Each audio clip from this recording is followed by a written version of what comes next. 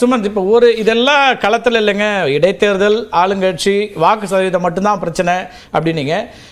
ஒரு அம்சம் என்ன சொல்றாருன்னா, அதிமுக வாக்குகள் பாமகவுக்கு போகாமல் இருக்கிறதுக்கு பிஜேபி கூட்டணியே ஒரு காரணமாக இருக்கும்னு கனகராஜ் சொல்றாரு. இன்னும் அந்த பிஜேபி எதிர்ப்பு தான் திமுக கூட்டணிக்கு வலுவாக எங்கேயுமே கை கொடுக்கும், அதிமுக வாக்குகளும் சேர்ந்து வரலாங்கிற ஒரு கருத்தை அவர் வெளிப்படுத்துறதா நான் பார்க்குறேன். நீங்கள் எப்படி யோசிக்கிறீங்க அதில்? இல்லைங்க, இப்போ அந்த பிஜேபி ஒரு தீண்டத்தகாத கட்சியாக தமிழ்நாட்டுல இருந்த காலம் முடிஞ்சிருச்சு. இப்போ இந்த தேர்தல்ல அந்த 18% அந்த கூட்டணிக்கு கிடைத்த வாக்குல நீங்க எல்லா வாக்கு, பாட்டாளி மக்கள் கட்சி வாக்கு கழிச்சிருங்க, ஓபிஎஸ் வாக்கு எடுத்துருங்க, டிடிவி வாக்கு எல்லாத்தையும் எடுத்துருங்க, இது ஏசிஎஸ் வாக்கு எல்லாத்தையும் எடுத்துட்டாங்க, குறைஞ்சது 9% 10% தேரும்.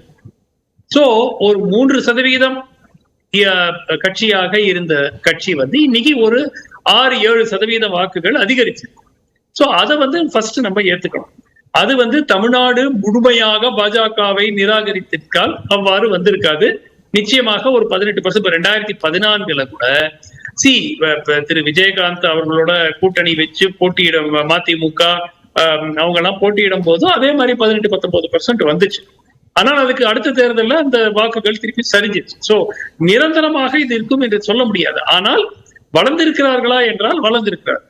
இப்போ உள்ளாட்சி தேர்தலையும் அப்கோர்ஸ் அது சதவீதத்துக்கு மேல நாம் தமிழர் கட்சி வாங்கியிருக்காங்க சார். இப்ப வளர்ச்சிங்கிறது என்ன விதமா நீங்க அதை எடை போடுறீங்கிறதுல இருந்தும் நம்ம அதாவது வியூவரா பார்க்க வேண்டியிருக்கு. திரு எடப்பாடி பழனிசாமி அதுல சில விமர்சனங்களை வைக்கிறாரு. இதான் உங்க வளர்ச்சியா அப்படின்னு சில கேள்விகளையும் அவர் முன்வைக்கிறாரு.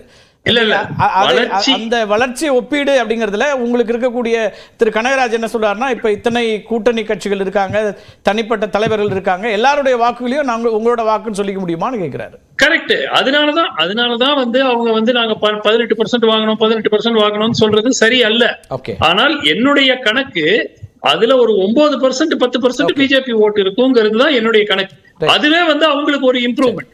ஆனால் அவர்களுக்கும் நன்றாக தெரியும் 2026 அதிமுகவோட கூட்டணி இல்லை என்றால் வெற்றி பெறுவதற்கு என்னன்னா திமுகவுக்கு மீண்டும் ஆட்சியை வழங்குறதுக்கு ஒரு வழி வகுக்கலாமே தவிர அவர்களுக்கு இருக்கு. திரு அண்ணாமலை வைக்கக்கூடிய விமர்சனம் இல்லைங்க. அது திரு அண்ணாமலை அவர்கள் பாஜக மாநில தலைவராக இருக்கிற வரைக்கும் இதுதான் நிலைமை.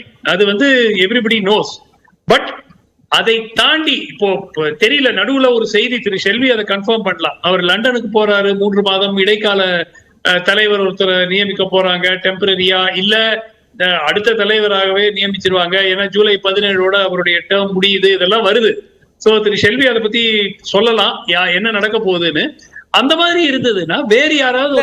என்னோட கேள்வி என்ன சார், இது தனிப்பட்ட திரு அண்ணாமலை அவர்களுக்கோ அல்லது அதிமுகவுடைய தலைவர்களுக்கும் இடையிலான மோதலா இதை தொடர முடியுமா? ஏன்னா தேசிய தலைமை இதுல தலையிடாம இருக்குமா? இது எல்லாமே செய்தி ஆகுது, இது எல்லாமே நேஷனல் லெவல்லையும் இது ரெஜிஸ்டர் ஆகும் போது அவங்க இதை அனுமதிக்கிறாங்களாங்கிற ஒரு கேள்வி சேர்ந்தே வருது இல்ல? இதுக்கு பேர் தொடர்ச்சியான மோதலா இருக்கு. ஒரு நாள் இல்ல, அடுத்தடுத்த நாள் போயிட்டே தானே இருக்கு. ஒரே ஒரு வருஷமா கிட்டத்தட்ட 6 மாசமா இதே கேள்விதான் கேட்டுட்டு இருக்கோம். தேர்தலுக்கு முன்னாடில இருந்து தான் கேட்டுட்டு இருக்கோம். ஏங்க பிஜேபி ஹைகமாண்ட் ஒண்ணும் பண்ண மாட்டேங்குதுன்னா அந்த கேள்வி திரும்ப வரும் தானே. அதுல மாற்றம் வரலையே. அது இல்ல நான் என்ன சொல்றேன்னா, அண்ணாமலை அவர்களுக்கு பாஜக ஹைகமாண்ட்ல இருக்கிற செல்வாக்கினுடைய அடிப்படையில் இந்த பொசிஷன் கண்டினியூ ஆகும். அந்த செல்வாக்கு இந்த தோல்விக்கு பிறகு தொடருமா அப்படிங்கிறது தான் கேள்விக்குறி. அது அடுத்த ஒரு சில வாரங்களிலே நமக்கு இந்த கேள்விக்கு பதில் கிடைக்கும். அதே சமயம் அதிமுகல உங்களுக்கு தெரியும், சமீபத்துல சில தலைவர்கள் போய் திரு எடப்பாடி அவர்களை சந்திச்சு அழுத்தம் கொடுத்திருக்கிறாங்க. கட்சியில இருக்கிற மற்ற பர்டிகுலர்லி ஓபிஎஸ் போன்ற தலைவர்களை மீண்டும் சேர்த்துக் கொள்ளணுங்கிற மாதிரி. அடுத்த வாரம் இந்த அழுத்தம் அதிகரிக்கும் போது நிச்சயமாக ஒரு ஸ்டெப் இறங்கி வர வேண்டிய ஒரு கட்டாயம் திரு எடப்பாடி பழனிசாமி அவர்களுக்கும் இருக்கு. நீங்களும் திரு செல்வி அவர்களும் ஹைலி பிளேஸ்டு பொசிஷன்ல இருக்கிறதுனால உங்களுக்கு சில இன்ஃபர்மேஷன் கிடைச்சிருக்கு. ஆனா எனக்கு கிடைச்ச தகவல் அடிப்படையில் இன்னைக்கு வரைக்கும் அவர் எந்த விதமான சமரசத்துக்கும் ஒத்து வரல திரு எடப்பாடி பழனிசாமி. அவர் தயாரா அப்படிங்கிறத இன்னைக்கு வரைக்குமான தகவலா இருக்கு. உங்களுக்கு தெரியாது, எனக்கு தெரியாது, அது நிச்சயமா அது உங்களுக்கு தெரியும். பட் நான் சொல்ற பாயிண்ட் ஒண்ணுதான், திரு எடப்பாடி அவர்கள் அதற்கு தயாராக இருக்கிறார் என்று நான் சொல்லவில்லை. அவர் மீது அழுத்தம் வந்து கொண்டிருக்கிறது. அந்த அழுத்தம் அதிகரிக்க போகுது.